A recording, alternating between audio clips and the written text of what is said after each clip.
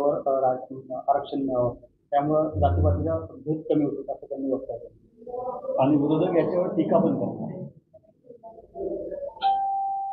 असं आहे ना की 4-5 दिवसापूर्वी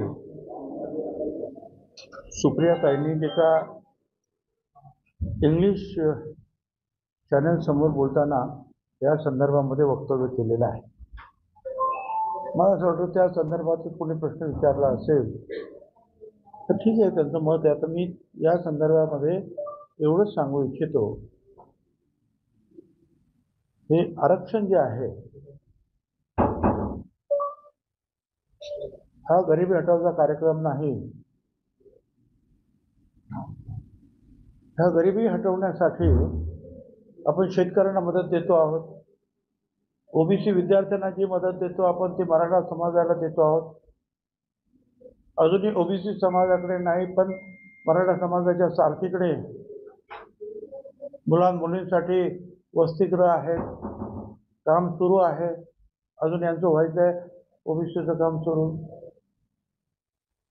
जसं 25,000 कोटी रुपये त्यांच्या नोकरी धंद्यासाठीच्या वेगवेगळ्या अण्णासाहेब पाटील आणि इतर मार्गातून दिलेले आहेत. यांना 25 वर्षामध्ये 2,500 मिळालेले आहेत.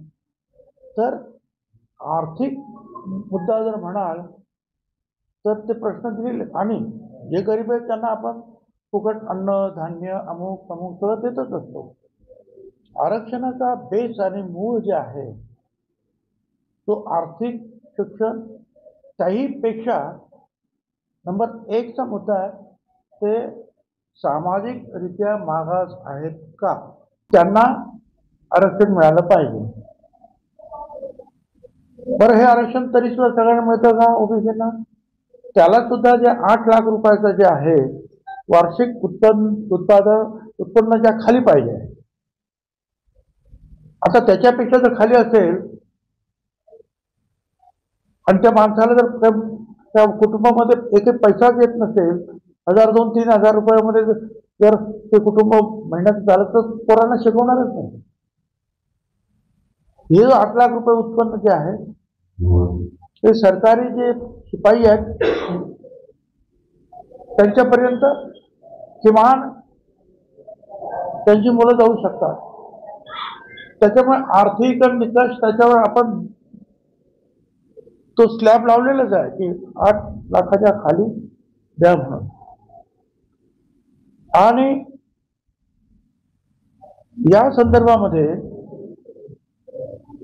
हायकोर्टाने निर्णय दिलेले आहेत.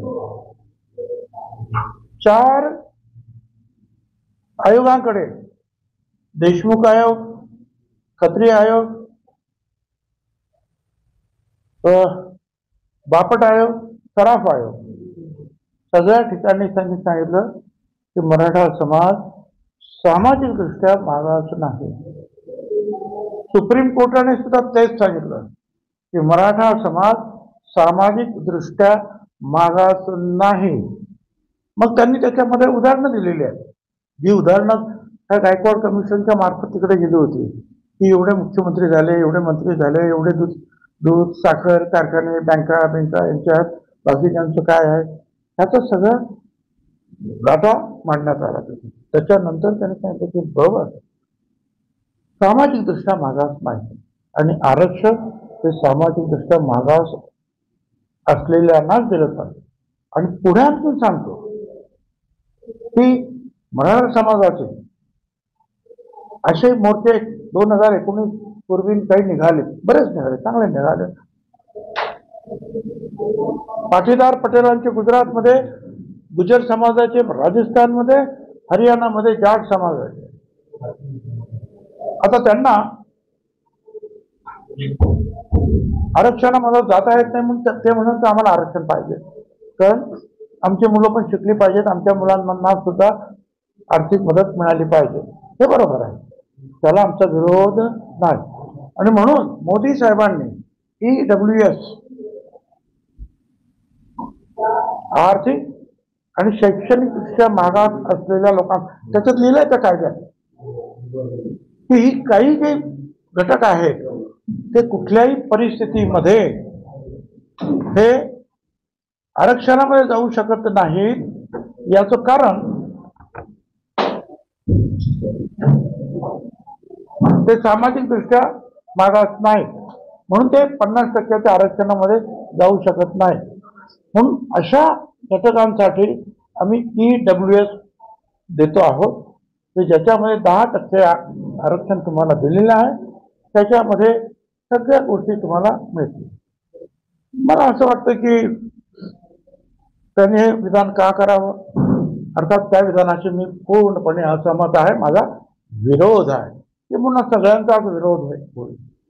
आरक्षण कशासाठी दिलं जातं हा पहिल्यांदा मुद्दा आहे, आणि हे आरक्षण एका जातीला दिलं गेलेलं नाहीये. हे 374 जाती आहेत, या ओबीसी मध्ये क्लास आहे, वर्ग, इतर मागास वर्ग. मराठा एक समाज आहे, एक जात आहे. ओबीसी एक जात नाही आहे, 374 जाती आहेत. त्याच्यामध्ये हे सगळे जे आहेत ना, व्हीजेएनटी आपण ज्यांना म्हणतो, हे मर्याईवाले, गाढववाले, आमचं काय वासुदेववाले, आमचे समजा कुंभार, लोहार, सोनार, यांच्यासाठी सुद्धा आपण ह्या आरक्षणावर वेगळं आरक्षण ठेवलेलं आहे. तर ह्या सगळ्यांसाठी ते आरक्षण आहे. आणि एकदा सामाजिक दृष्ट्या ही सगळी मंडळी वरती आली की मग हे आरक्षण आपोआपच